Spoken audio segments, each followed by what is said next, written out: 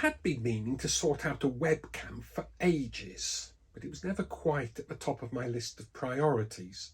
I managed fine on Skype without a camera. After all, my friends knew what I looked like, and then along came COVID, and we all started using Zoom, and I was talking to people who didn't know me, so I tried to buy a webcam.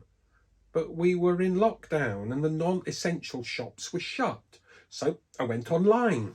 But everywhere was sold out, so no webcam for me at that time. Should have bought one sooner. All of which reminds me of a story Jesus once told. Imagine a wedding. Your picture might be of a posh car arriving at a pretty country church.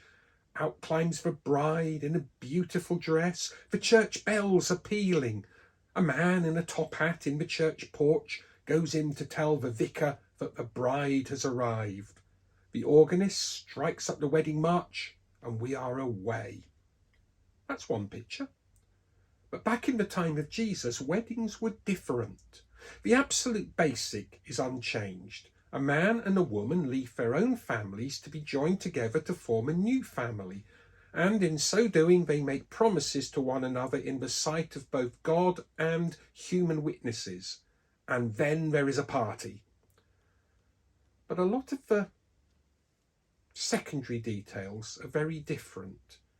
No one at the time of Jesus ever wore a top hat, and there was no such thing as vicars or parish churches with or without bells. A first-century wedding party could last for days. One of the wedding customs of ancient Israel was a sort of parade. The groom and his companions would work their way around the village until they arrived at the bride's home. The bridesmaids would wait outside to light the groom into the house.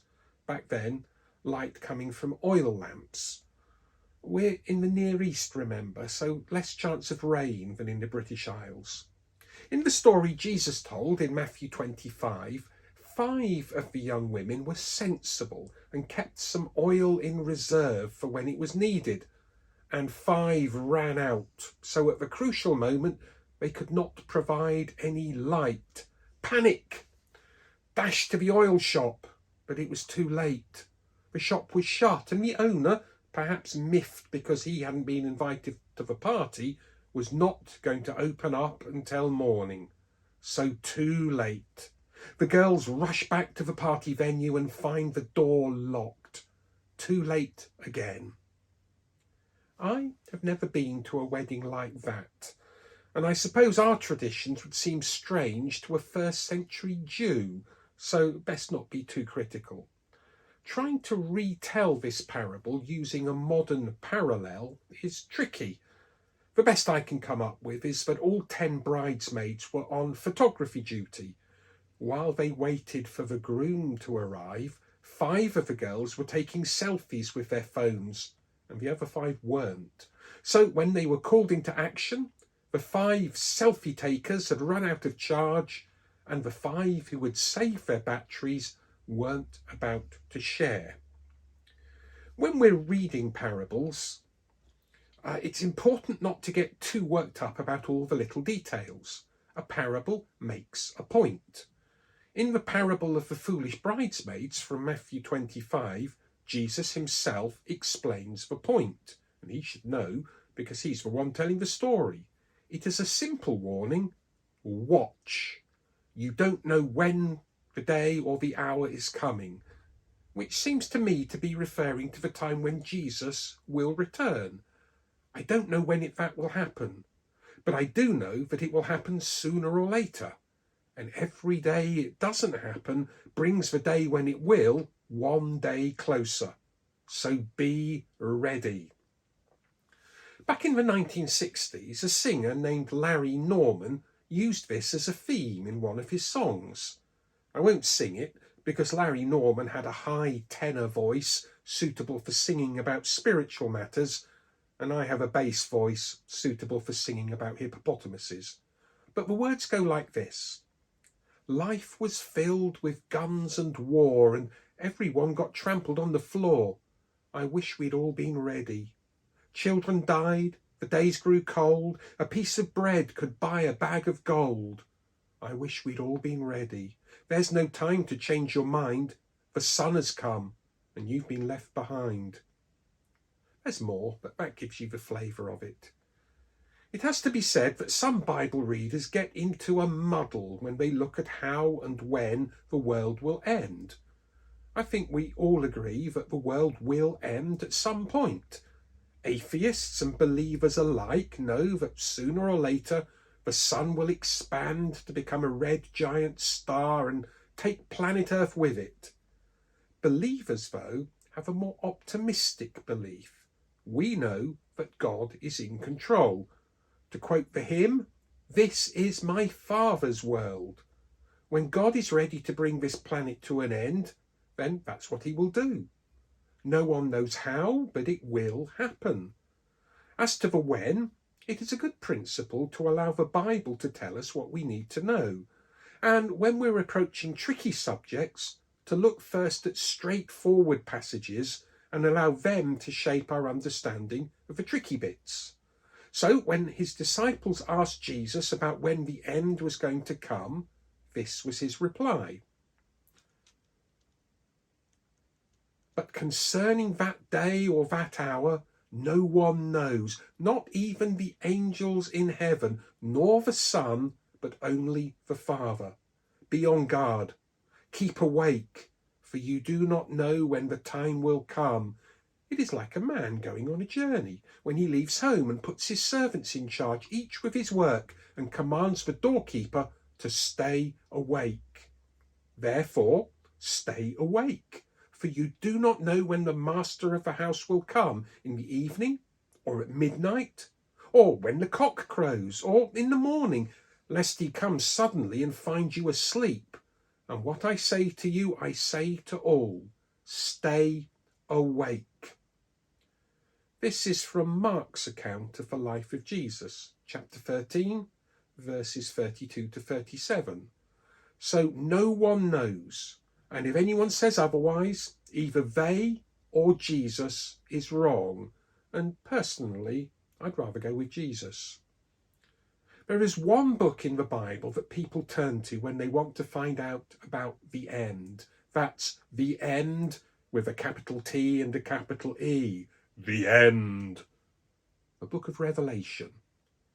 There is no way that I can explain the book of Revelation to you in a talk like this, but I can share some key points to bear in mind.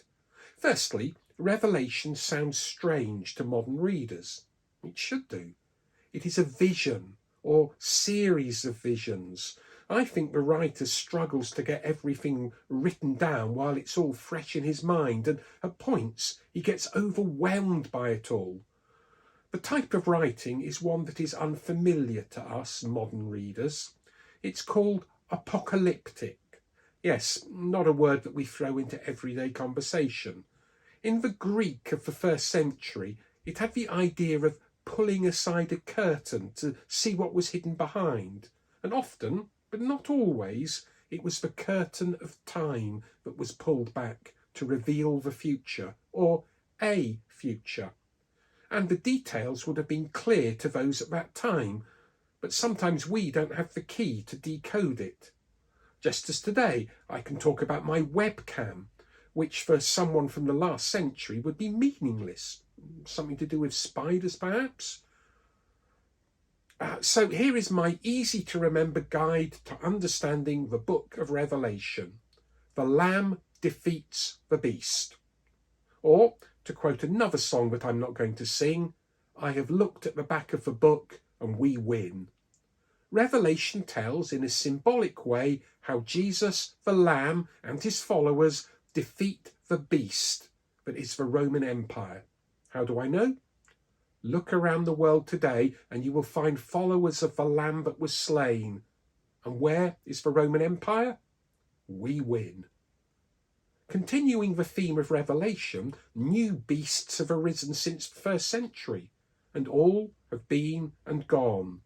Any world leader who is against Christ is on the beast's side, and he, and they are always he's for some reason, he always loses.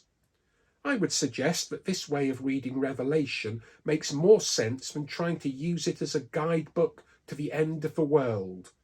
And those of us that follow the Lamb have nothing to fear when the world does end, because Jesus will welcome us home, and that's good enough for me. I do not want to sound like one of those chaps that parade around town centres with a board proclaiming that the end is nigh. But it is. The world is finite, so every day, every moment that passes brings us closer to that end. And at a more human level, we are all mortal and therefore doomed to die. Even Methuselah, who lived to be 969 years old, died, eventually. So by reminding you of this fact, I'm just being realistic. We all die, or at least our bodies die. But we are more than the bodies we live in. We are all, without exception, immortal.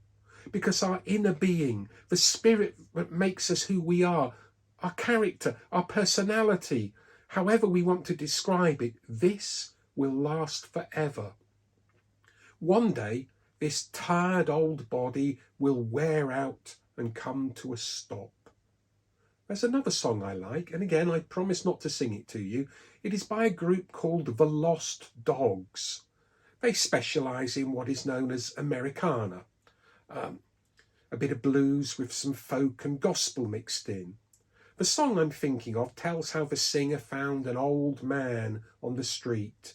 He was clearly down and out and in need of some TLC. But then he said this: "Young man, don't feel bad for me. It will all work out all right. I was built for glory. I was made to last. God formed these feet to walk golden streets when this hard life is past. Say he's doing well on the other side if anybody asks. Say I was built for glory. I was made to last." The key chapter in the Bible about our hope of a resurrection is in 1 Corinthians. 1 Corinthians chapter 15. Paul starts by reminding his readers of the fact that Jesus was raised from the grave. He then connects this fact with our own hope. If Christ has not been raised, then we are wasting our time.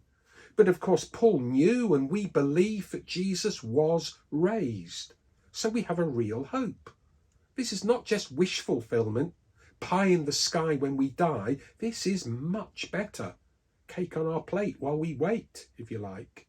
And then Paul draws out the implications of all this. I'm going to close with the words of Paul in 1 Corinthians 15 from verse 35, using Eugene Peterson's interpretive paraphrase, The Message. Some skeptic is sure to ask, "Show me how resurrection works. Give me a diagram. Draw me a picture. What does this resurrection body look like?" If you look at this question closely, you realise how absurd it is. There are no diagrams for this kind of thing. We do have a parallel experience in gardening. You plant a dead seed, soon there is a flourishing plant. There's no visual likeness between seed and plant. You could never guess what a tomato would look like by looking at a tomato seed. What we plant in the soil and what grows out of it don't look anything alike. The dead body that we bury in the ground and the resurrection body that comes from it will be dramatically different. You will notice that the variety of bodies is stunning. Just as there are different kinds of seeds, there are different kinds of bodies. Humans, animals, birds, fish, each unprecedented in its form. You get a hint of the diversity of resurrection glory by looking at the diversity of bodies, not only on earth, but in the skies. Sun, moon, stars, all these varieties of beauty and brightness. And we're only looking at pre-resurrection seeds. Who can imagine what the resurrection plants will be like? This image of planting a dead seed and raising a live plant is a mere sketch at best, but perhaps it will help in approaching the mystery of the resurrection body, but only if you keep in mind that when we're raised for good, alive forever. The corpse that's planted is no beauty, but when it's raised, it's glorious. Put in the ground, weak. It comes up, powerful. The seed sown is natural. The seed grown is supernatural. Same seed, same body, but what a difference from when it goes down in physical mortality to when it is raised up in spiritual immortality. We follow this sequence in Scripture. The first Adam received life. The last Adam is a life-giving spirit. Physical life comes first, then spiritual. A firm base shaped from the earth, a final completion coming out of heaven. The first man was made out of earth, and people since then are earthy. The second man was made out of heaven, and people now can be heavenly. In the same way that we've worked from our earthy origins, let's embrace our heavenly ends. I need to emphasize, friends, that our natural earthy lives don't in themselves lead us by their very nature into the kingdom of God. Their very nature is to die. So how could they naturally end up in the life kingdom? But let me tell you something wonderful, a mystery I'll probably never fully understand. We're not all going to die, but we are all going to be changed. You hear a blast to end all blasts from a trumpet, and in the time that you look up and blink your eyes, it's over. On signal from that trumpet from heaven, the dead will be up and out of their graves, beyond the reach of death, never to die again. At the same moment and in the same way, we'll all be changed. In the resurrection scheme of things, this has to happen. Everything perishable taken off the shelves and replaced by the imperishable. This mortal replaced by the immortal. Then the saying will come true. Death swallowed by triumphant life. Who got the last word, O death? O death, who's afraid of you now? It was sin that made death so frightening, and law code guilt that gave sin its leverage, its destructive power. But now, in a single victorious stroke of life, all three, sin, guilt, death, are gone. The gift of our Master, Jesus Christ. Thank God. With all this going for us, my dear, dear friends, stand your ground and don't hold back. Throw yourselves into the work of the Master, confident that nothing you do for him is a waste of time or effort. Thank you, Paul. All of this is, I believe, something well worth thinking about. And thank you for listening.